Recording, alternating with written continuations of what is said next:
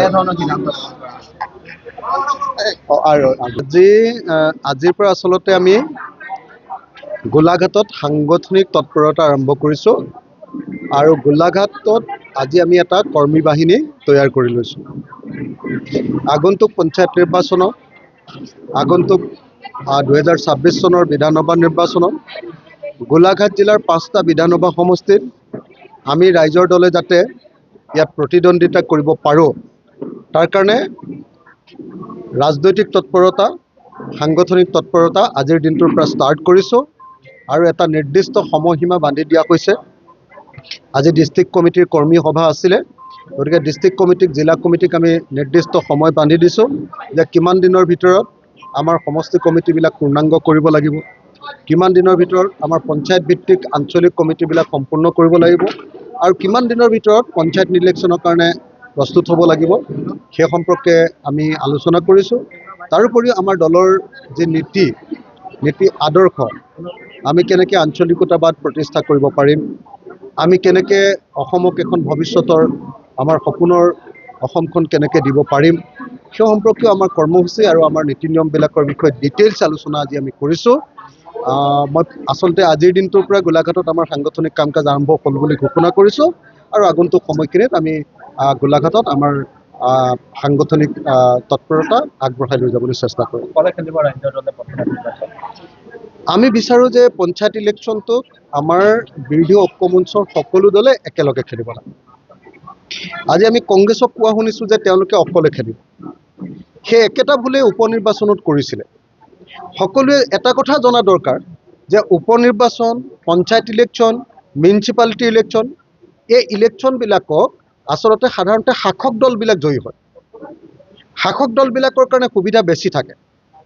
সেইকাৰণে বিৰোধী পক্ষবিলাকে সদায় এনেকুৱা ইলেকশ্যনবিলাকত সকলোৱে ঐক্যবদ্ধ হৈ যুঁজিব লাগে। আমি উপ নিৰ্বাচনতো কংগ্ৰেছক কৈছিলোঁ, আহক আমি সকলোৱে একেলগতে যুঁজোঁ, একেলগে যুঁজিলে আমি অন্ততঃ 5খন আসনৰ ভিতৰত 4খন আসন দখল কৰিব পাৰিম।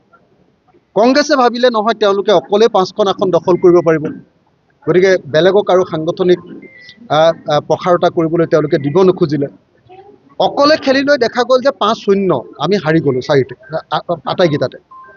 তো এইবাৰ যদি আমি পঞ্চায়ত ইলেকশ্যনতো এতিয়া আমাৰ ভিতৰতে আকৌ সকলো সমষ্টি, আমাৰ 16টা ৰাজনৈতিক দল আছোঁ, ইয়াৰে যদি 7টাও অতি এটা অঞ্চলত যদি সক্ৰিয় বুলি ভাবোঁ, সেই 7টা দলে যদি কেণ্ডিডেট দি দিওঁ তেতিয়াহ'লে বিজেপিৰ কাৰণে সুবিধা হৈ যাব। সেইকাৰণে আমি কৈ আছোঁ, কংগ্ৰেছ দলক কৈছোঁ, অন্যান্য ৰাজনৈতিক দলবিলাকক কৈছোঁ যে আহক পঞ্চায়ত নিৰ্বাচনটো আমি ঐক্যবদ্ধভাৱে খেলোঁ। পঞ্চায়ত নিৰ্বাচনটো একেলগতে যদি খেলোঁ, ৰিজাল্ট যিয়ে নহওক লাগিলে তলৰ পৰ্যায়লৈকে 2026 চনৰ বিধানসভা নিৰ্বাচনৰ কাৰণে আমাৰ সকলো দলৰ সদস্যবিলাকৰ মাজত ইউনিটিটো আমাৰ গাঢ় হৈ যাব, একতাটো আমাৰ গাঢ় হৈ যাব, আমি শক্তিশালীভাৱে ইউনাইটেড হ'ব পাৰিম। সেইকাৰণে 2026 চনত যিহেতু সাম্প্ৰদায়িক বিজেপি, ফেচিবাদী বিজেপি, আমাৰ দেশৰ গোটেই দেশখন বিক্ৰী কৰি দিয়া বিজেপি আৰু আমাৰ দেশৰ বস্তুৰ সামগ্ৰীৰ মূল্য বৃদ্ধিৰে দেশৰ জনতাক থাকিব নোৱাৰা কৰি দিয়া বিজেপি, দেশক ভাগ ভাগ কৰি দিয়া বিজেপিক আমি যদি সঁচাকৈ আমাৰ বাকৰুদ্ধ কৰি পেলোৱা, আমাক কথা ক'বলৈ নিদিয়া, বাক স্বাধীনতা নাইকিয়া কৰি পেলোৱা বিজেপিক, অগণতান্ত্ৰিক ফেচিষ্ট বিজেপিক আমি যদি সঁচাকৈ পৰাভূত কৰিব লাগে, তেতিয়াহ'লে আমি একলগ হ'ব লাগে। কিন্তু মই নাজানো, এতিয়াও কংগ্ৰেছ দলে উপ নিৰ্বাচনৰ নিচিনাকৈ আকৌ পঞ্চায়ত নিৰ্বাচনটোত অকলে খেলিবলৈ সিদ্ধান্ত লৈছে। এই সিদ্ধান্ত মই ভাবোঁ যে ছুইচাইডিয়েল হ'ব। এইটো আত্মদাহৰ সিদ্ধান্তৰ বাহিৰে আন একো সিদ্ধান্ত নহ'ব। মই ভাবোঁ যে পঞ্চায়ত নিৰ্বাচনটোত আমি আটাইবিলাক দলে একেলগে খেলিব লাগে। কোনে কিমান আসন পালে সেইটো ইম্পৰ্টেণ্ট নহয়, কিন্তু আমাৰ মাজত যিটো একতা, 2026 চনত বিজেপিক খেদিবৰ কাৰণে আমাৰ মাজত যিটো দৃঢ় একতা লাগে, সেই একতাটো কিন্তু পঞ্চায়ত নিৰ্বাচনত তেতিয়া আমি স্থাপন কৰিব পাৰিম। সেইকাৰণে মই আকৌ এবাৰ এপিল জনাইছোঁ, বিনম্ৰভাৱে আহ্বান জনাইছোঁ সকলো ৰাজনৈতিক দলক, কংগ্ৰেছসহ সকলো বিৰোধী ৰাজনৈতিক দলক, যিয়ে আচলতে বিজেপিক পৰাভূত কৰিব খোজে। যিবিলাকে বিজেপিক পৰাভূত কৰিব নোখোজে তেওঁলোকক কোৱা নাই মই, যিবিলাকে বিজেপিক জিকাবৰ কাৰণে সুযোগ আনি দিব খোজে মই তেওঁলোকক কোৱা নাই, যিবিলাকে সঁচাকৈ বিজেপিক পৰাভূত কৰিব খোজে সকলো ৰাজনৈতিক দলক মই আহ্বান জনাইছোঁ যে পঞ্চায়ত নিৰ্বাচনটো আমি একেলগে খেলিব লাগে আৰু 2026 নিৰ্বাচনৰ কাৰণে আধাৰ ৰূপে একতাৰ ঐক্যমঞ্চৰ আধাৰ ৰূপে পঞ্চায়ত নিৰ্বাচনটোক আমি ব্যৱহাৰ কৰিব লাগে। আজি ইয়াত এখন আপোনাৰ যেতিয়া সভা চলি আছে একে সময়তে মুখ্যমন্ত্ৰীয়ে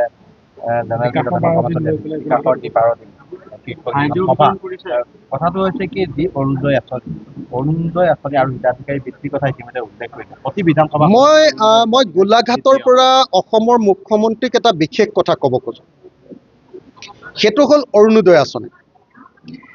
অৰুণোদয় আঁচনিটো এইবাৰ আকৌ এটা ডাঙৰ পলিটিক্স অসমৰ মুখ্যমন্ত্ৰীয়ে আৰম্ভ কৰি দিলে যে আগত যিমানবিলাক মানুহে অৰুণোদয় পাই আছিলে কেইদিনমানৰ আগতে যোৱা বছৰ যিবিলাক অযোগ্য বুলি ভাবিছিলে তেওঁলোকৰ নামবিলাক কাটিয়ে দিছিলে, বাকী যিসকলে পাই আছিলে সেইসকলৰ নামবিলাকো এইবাৰ কাটি সেইসকলকো আকৌ প্ৰাৰ্থী আগতে পায়ে আছিলে তেওঁলোকক আকৌ পাবনে নাপাব তাৰ প্ৰাৰ্থিত্ব তেওঁলোকে পোৱাৰ কাৰণে প্ৰাৰ্থিত্বৰ প্ৰত্যাশী ৰূপে তেওঁলোকক আকৌ আবেদন কৰিবলৈ দিছে।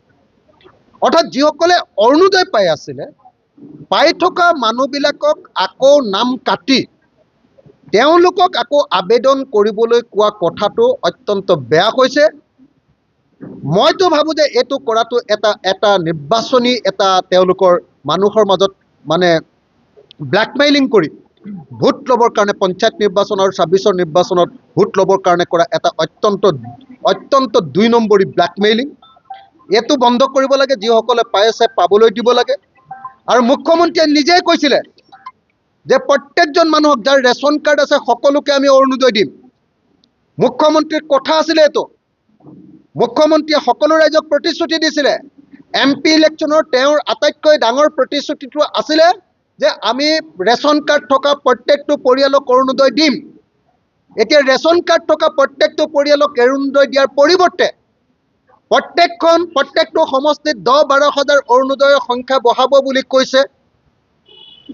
গতিকে সকলো ৰেচন কাৰ্ড থকা মানুহে অৰুণোদয় নাপায়, বহুত মানুহ থাকি যাব। সেইকাৰণে এই মুহূৰ্তত ৰাইজৰ দলৰ দাবীটো হ'ল যদি সঁচাকৈ অসমৰ মহিলাক অৰুণোদয় দিব লাগে সকলোকে দি দিব লাগে। এনেকৈ ব্লেকমেইলিং কৰিবৰ কাৰণে কেইজনমানক দিব, কেইগৰাকীমানক দিব আৰু ক'ব যে যদি তোমালোকে বিজেপি কৰা তেতিয়াহে পাবা। পঞ্চায়ত ইলেকশ্যনৰ আগতো আকৌ নতুনকৈ আকৌ হিতাধিকাৰী নিৰ্বাচন কৰিব, আকৌ MP ইলেকশ্যনৰ আগত আকৌ হিতাধিকাৰী নতুনকৈ নিৰ্বাচন কৰিব, আকৌ বিধানসভা ইলেকশ্যনৰ আগত আকৌ হিতাধিকাৰী নিৰ্বাচন কৰিব। এনেকৈ একেটা বস্তুকে ব্লেকমেইলিঙৰ হাথিয়াৰ ৰূপে ব্যৱহাৰ কৰাটো অত্যন্ত বেয়া কথা হৈছে। সেইকাৰণে মই শিৱসাগৰত গোলাঘাটত উপস্থিত হৈ অসমৰ মুখ্যমন্ত্ৰী হিমন্ত বিশ্ব শৰ্মাক তেখেতৰ নিৰ্বাচনী প্ৰতিশ্ৰুতি পূৰণ কৰিবৰ কাৰণে যে যাৰ ৰেচন কাৰ্ড আছে সকলোকে অৰুণোদয় দিবৰ কাৰণে আৰু তাতোতকৈ বেছি অসমৰ প্ৰত্যেকগৰাকী মহিলাক অৰুণোদয় দিবৰ কাৰণে মই অসমৰ মুখ্যমন্ত্ৰীক আহ্বান জনাইছোঁ যাতে অৰুণোদয়টো কেতিয়াও তেওঁলোকৰ ব্লেকমেইলিঙৰ হাথিয়াৰ নহয়।